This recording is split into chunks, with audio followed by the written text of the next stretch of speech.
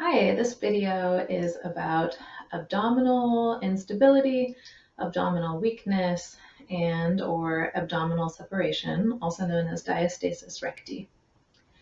So in yoga, there are a lot of poses that can put pressure on the abdominal area.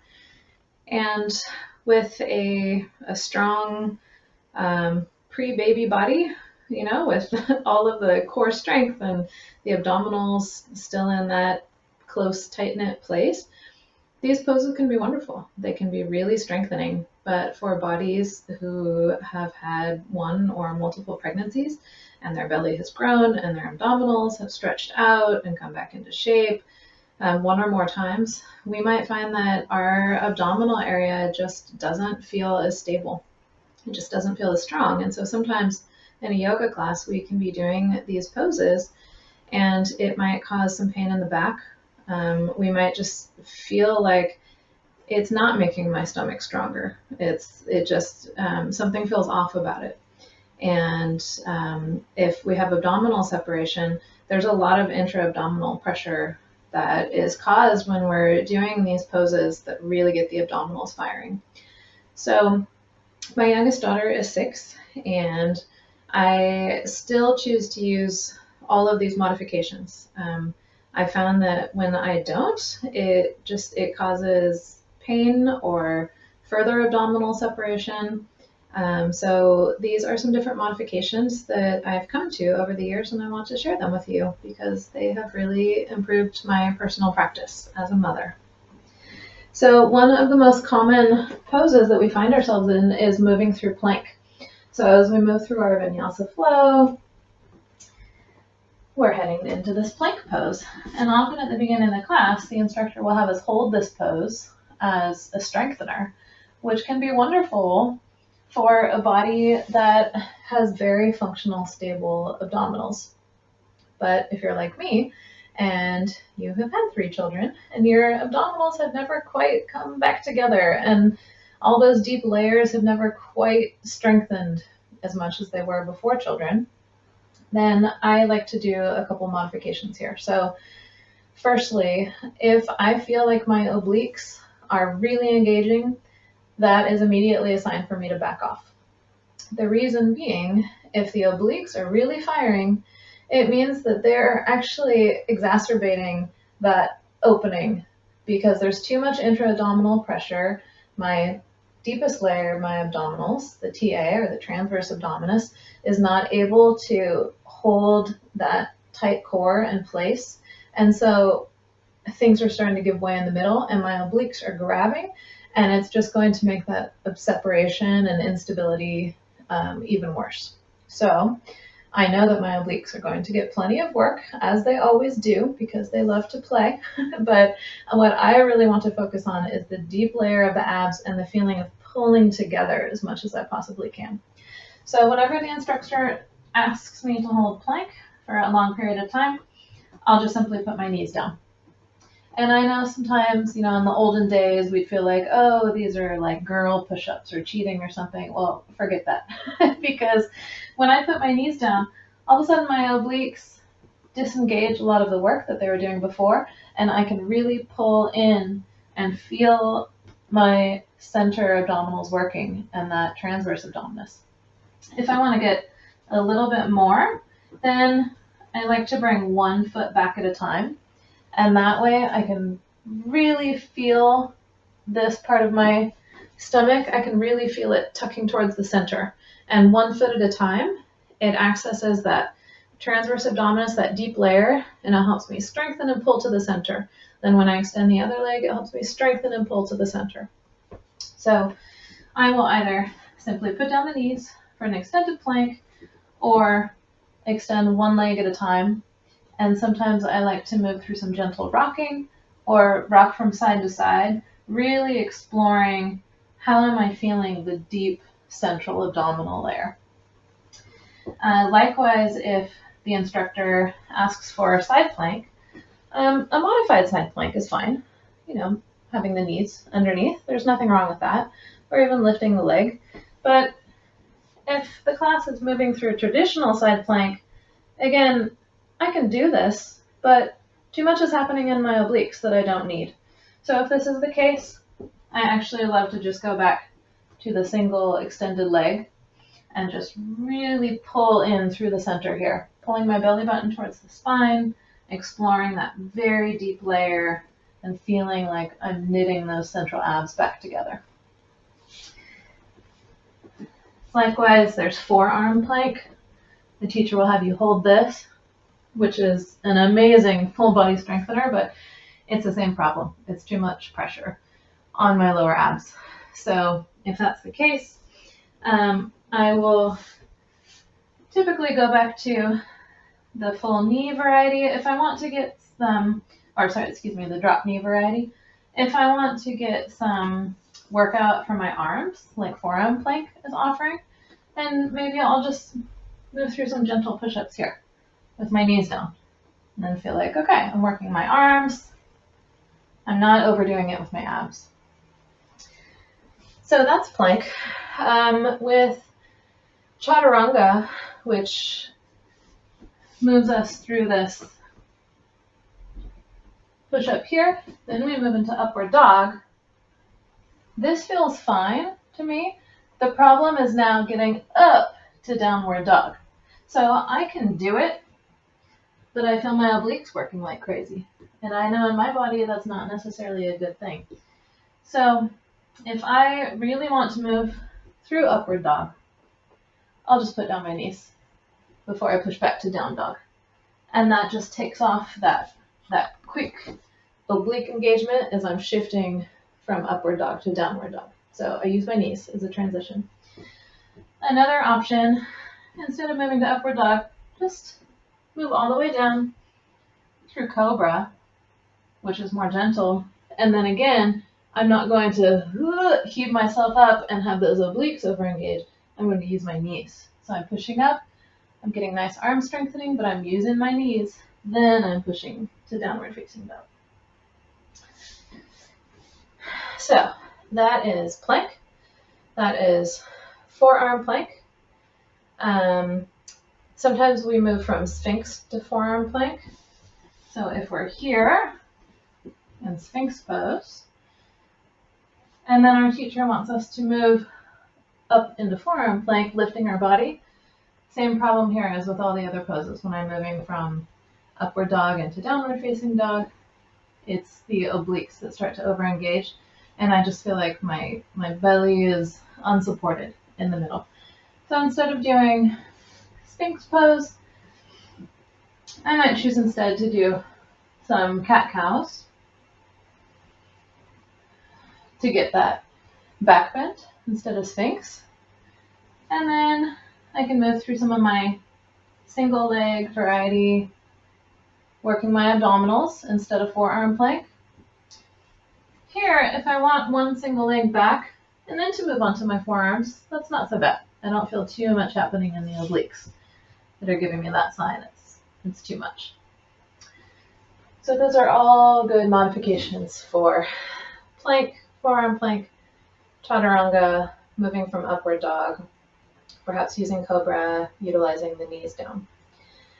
Next, boat pose, my nemesis. So with boat pose, whether you're in high boat, so legs are up here, right? Or low boat, I mean, I can already feel this. It's not gonna happen in my body, forget it. So I can do it. I can do low boat and I can move up and do all these things that the teacher wants me to do, but there is so much happening in the obliques and it's hurting my back and my belly's splaying out and I just know it is wrong. It is wrong for my body. So there are so many other ways that we can strengthen the abs when the class is doing boat pose. So my absolute favorite abdominal exercise is, I don't even know if there's a name for it. It's just something that I came to. Straightening my legs, really engaging my legs, pulling my belly down towards the ground, and then up towards my rib cage. So in this way, when I strengthen through my quads, I feel my glutes engage. I feel my quads engage. I feel my calves engage. I feel my toes pointing up towards the sky. As soon as I do all of that engagement in the bottom half of my body, my tailbone wants to tuck under, my belly wants to pull down, my abdominals want to pull in and up, and then I feel in this very strong place to work some core. So here, sometimes I like to hang out just a couple inches above the ground, and I can feel this whole column working, strengthening, and really well supported. So my obliques have some toning, but they do not feel that sharp engagement where they're pulling out to the side too much. So I feel this nice knitting towards the center, this wonderful strengthening that's happening, and I can hang out here if I want to encourage some movement towards the center, but still not over engage the obliques. I might do just some gentle rocking from side to side. And that encourages the strengthening on either side of the belly button area. And I also like to move through some very slow, gentle crunches, but not the traditional crunches. We are not doing the bent knee kind of crunch. Because as soon as I do that, I feel my belly wanting to pooch out, and that tells me too much intra-abdominal pressure. So straight legs, tailbone tucked, belly pulling in and together the entire time. From here, I'm crunching up. So if the class is moving into boat pose, high boat, low boat, they're doing any kind of, they're holding their body up, they're doing bicycles, they're doing leg lifts from here, I'm just dropping right down to the floor and I'm doing my own abdominal strengthening exercises. If they're doing the yoga bicycles and I feel like I want to strengthen either side of the abdominals, then I'll move through some toe touches. And I'm typically doing these very slowly so that I can stay very conscious of my abdominal engagement, very stable in the center, never letting my back arch, never letting my stomach splay out, never letting my obliques start to overengage. Everything is pulling in and down. From there, I'm tapping my toes. And then if the class is doing some kind of straight leg version, what I like to do is crunch in this way. I'm still pulling my belly in,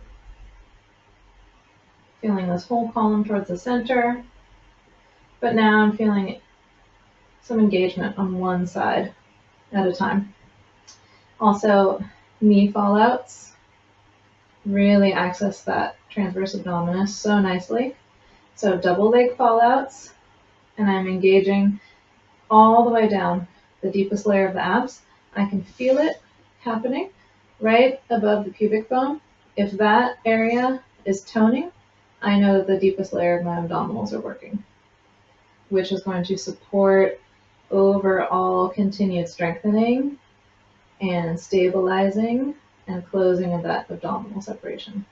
We can also do single knee fallouts, and this works one side at a time with the abs.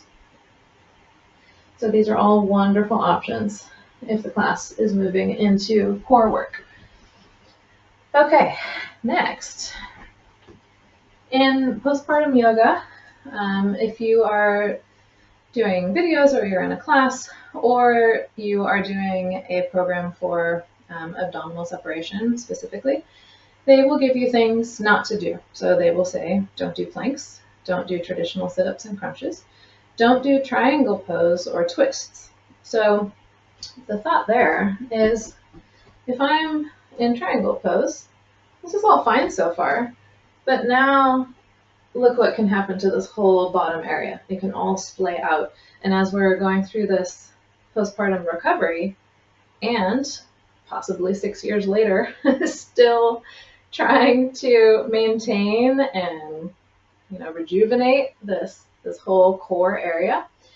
We want to stay away from anything that overarches the back and splays it out. Okay, so just think about how you were at the end of your pregnancies with this giant belly and everything kind of just pushing out and forward, right? So we're trying to do the opposite of that shape, encourage the opposite of that in our bodies now. So once you're past those postpartum weeks where you feel like, okay, I'm getting some stability in my body, you can slowly start to reincorporate some of these shapes. And then if you're years out, but you're a mom, you have a mom body, you can absolutely do these poses. You just need to be conscious of the right way to engage your body. So triangle pose, we shift forward, we move down. Now, one of the things that people like to do is go all the way down to the ground as quickly as possible, and then all of this isn't engaging in the correct way. So do not feel like you need to reach all the way to the floor. You can keep your hand right on your thigh, and you can be getting so much nice work here. So triangle pose strengthens the legs, it opens the hips, and one of the main benefits is the strengthening in the spinal muscles. So all of those muscles around the spine. And what we're looking for is a straight spine. So we're trying to rotate our body up, keeping length in the spine. And if you feel like you can keep length in the spine, you can move down farther. You can stretch your arms apart. If when you do this, you feel like your stomach's starting to splay out, then just back off a little bit. You can also keep your hand on your hip. If this is causing too much opening and splaying, just keep your hand on your hip. Okay, so that's triangle. When we do twists, this is another time that things can start to open in the middle too much. So in revolved pyramid, this is one of the poses that I hate because it just doesn't feel right in my body. So the traditional version is we're here and then we're twisting up this way. So I just feel like there's too much happening here, and I just feel like this oblique is wanting to pull apart this way. So when the class moves into revolved triangle, I can use a block, or I'll just move up higher on my leg, looking for that straight spine. And then instead of trying to pull my arm and open up my body in a weird way, I'll just move into a little bind here.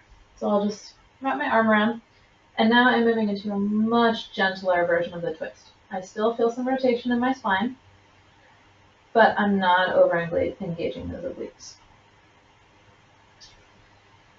When we're moving into other twists, any type of twist, we want to keep the same thing in mind. So if we're in chair pose and we're moving into an open arm twist, we don't want to move so far that all of this is hanging out. We want to keep it moving in, and think about the twisting happening from the spine, not from the belly splaying forward. If we are in a seated spinal twist, so if we're here, we're rotating around. The tall spine is very important to keep here. So we're breathing up with length, then moving into the twist. This is actually one of my favorite versions of a twist because I don't feel like I am opening those obliques too much. When we do the reclined twist, that's where funny things in the obliques can start to happen. So let me show you what I do. On a reclined twist, which feels so nice. So if we're here, what can happen is I might feel like I'm not actually twisting from the spine. This is all just opening apart. So I feel like this oblique is tugging my stomach apart. So instead of letting that happen, I'll take this hand and I'll move it as far towards my spine as I can. And I'll encourage, so I'm pulling away from the spine. I'm encouraging the connective tissue to ease away from the spine. Because one thing that can happen with abdominal separation is because we have this opening in the middle, the connective tissue around the spine starts to bunch up there and harden around the spine. And so we want to encourage that to loosen to allow our obliques to come back into shape, to allow the center and front of our stomach to come back into shape. So as I twist, I'm just gently just pulling on that fleshy area between the side of my body and my spine. And I'm just encouraging it towards the front. And that way, the space between my belly button and oblique can relax and not feel pulled apart. All right, that is twists. So let's see what else we have here. Stag pose. So this is where we're in a standing position. We will bring our knee up. Sometimes this doesn't feel very stable to me.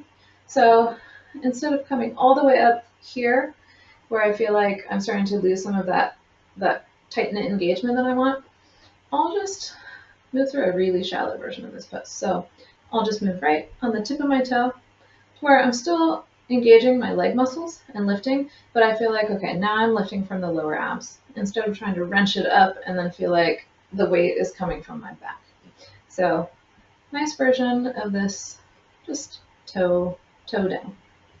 And from here, often what happens from this leg lifted stag pose is we'll start to move back into warrior 3 or something. So if I have my toe up, I can easily move into those same positions. And I'm still strengthening the targeted areas. I'm just not overdoing it and using the wrong muscles. Another standing pose, dancer. So dancer pose. If we are here, what a lot of people want to do is get as much arch in their back as possible and make this big dramatic bend, right? But what can happen here is this whole belly is just opening up and all of the back bending is happening in the lower back. So what I like to do is, in the beginning parts of dancer, make sure my tailbone is tucking, my abs are pulling in and up. I'm feeling that stretch in my quad. Now from here, I just want to lean forward, keeping the same shape. The moment I feel like I'm collapsing, I need to back out of it. Okay, so if I'm here, tailbone tucks, abs pulling up and in, then I can explore how far I want to move from there, but I'm never overarching in the spine. And I may not move as far into the pose, but I feel like I'm doing it in a very supported way. The last one, bow pose. So if we're on the ground, we're cued to move into bow pose. So we're grabbing our feet, and then we're stretching up into this back bend.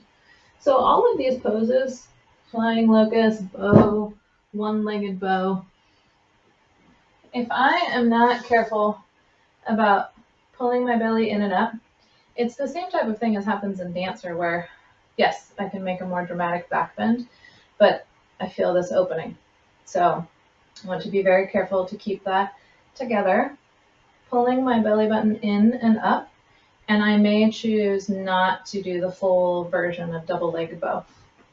So if the class is moving into the full version of bow pose, I might just stick with flying locust, and I'm really pulling my belly button up towards my spine. And then another version, you can just do single leg bow, which I find just like dancer that we were doing. This was almost like dancer on the floor. So it's much easier to keep that tight-knit abdominal engagement instead of letting it splay open. All right, I think that's it. I think that's all I have for you. So the main principles are, if you have back pain, if you feel like your obliques are suddenly really engaging and pulling to the sides, if you feel pressure anywhere from the deep layers in the center of your stomach, those are signs that you should modify or back off and find either a shallower version of the pose or a different version of the pose. So knees are very friendly for moving it into things like plank. You can be really creative about putting your knees on the floor and then really using those nice strong muscles in the middle to help continue building that, that strong core in the center. When we twist, let's just make sure that we're not splaying it open here, that we're keeping that pull in and up, and that we're not twisting too deeply. If we're in a passive twist like a recline twist, that's a nice time to help the twist come from your spine and not from this area. And remember that there's always modifications for poses. So if you have any questions about any of this, if you have poses that I haven't thought of today and you would love to have modifications for them, I am happy to answer those questions. So feel free to just comment on this video or message me, or you can find me on my website. All right. Happy practicing, mamas. Namaste.